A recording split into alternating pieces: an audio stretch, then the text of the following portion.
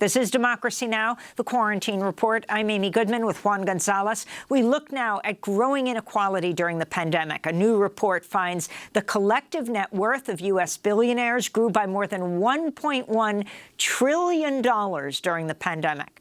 The Institute for Policy Studies and Americans for Tax Fairness said those gains could, quote, pay for all the relief for working families in the $1.9 trillion stimulus package President Biden has proposed, while leaving the nation's richest households no worse off than they were before COVID-19 hit. Meanwhile, a new report by Oxfam International shows it could take more than a decade for poor people to recover from the pandemic and urges governments to take urgent action and, quote, set concrete time-bound targets to reduce inequality. Democracy Now! Recently spoke with economist Derek Hamilton, who wrote one of the report's forwards.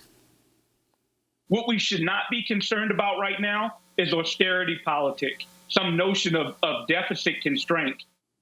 For more, we're joined by Oxfam America Vice President Paul O'Brien. The new report, The Inequality Virus, bringing together a world torn apart by coronavirus through a fair, just, and sustainable economy. Paul, welcome back to Democracy Now! Lay out what you found. Thanks, Amy. Thanks for having me. Well, it's worrying. The last time we did this report, we tend to do it around Davos when the rich gather, and usually in fur coats. This time it's virtually.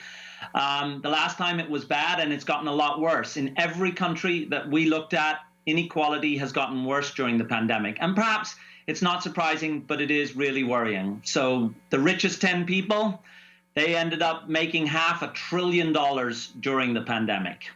The richest 1,000 got all the money that they lost from the pandemic back and got to the same level of wealth within 9 months. But at the same time, it has been disastrous for people on the wrong end of poverty.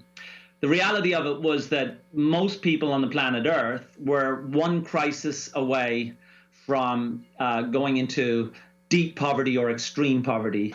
And that crisis happened. It happened in health terms. It happened in economic terms. It happened because they were locked down or they were forced to go out into precarious jobs. And so all around the world now, we are seeing folks struggling on the wrong end of inequality, while those who have been the beneficiaries of our broken economic system have done quite well.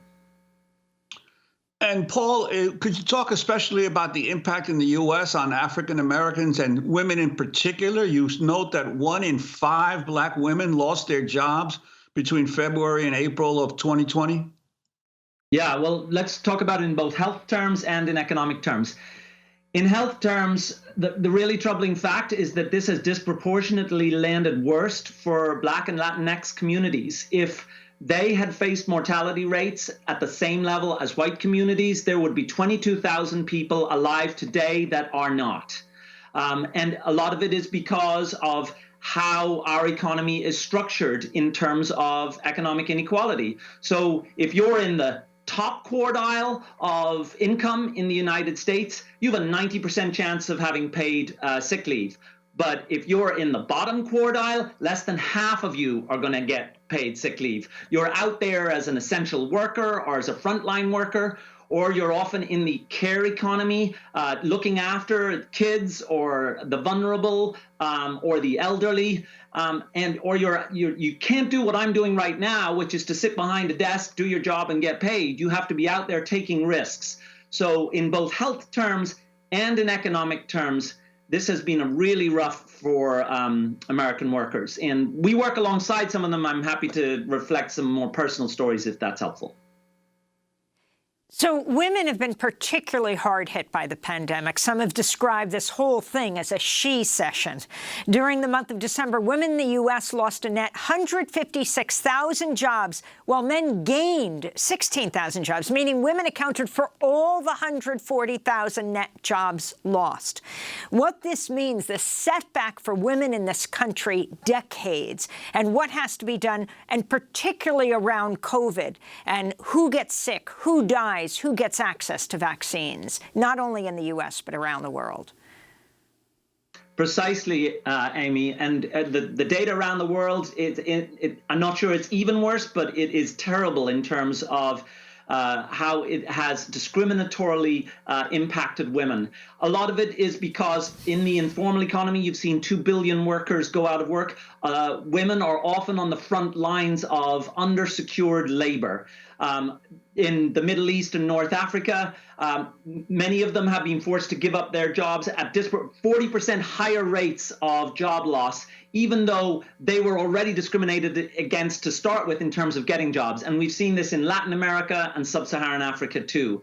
So without specific protections designed to make our economic system more gender just, to provide basic social protection, when you have a pandemic like this, it's going to hurt women more everywhere. And the 10 richest men in the world, according to your report, have seen their combined wealth increase by $500 billion since the pandemic began? Yep. And just to put that in context, that's enough to vaccinate everybody on the planet Earth to get rid of this pandemic. And that's just the profits they've made during the pandemic, the additional monies they've made. And of course, yes, it would be a good thing if they all sat around a dinner table and said, you know, we've made this extra money, we had enough to start with, let's get rid of this pandemic. But of course, our economic system can't rely exclusively on their largesse. What we are not doing is articulating and then passing the legislation that turns that from a voluntary philanthropic exercise into something they are required to do. And what would that look like, Paul? We have 15 seconds. Well, I wrote a book about it, so power switch. We've got a Biden and Harris administration that can't just normalize. They've got to pass a range of policies economically, in terms of social protection, that require corporations and the wealthy to pay their taxes and get that money into the system so that people have the social protection and economic opportunity they need to lift themselves from this pandemic.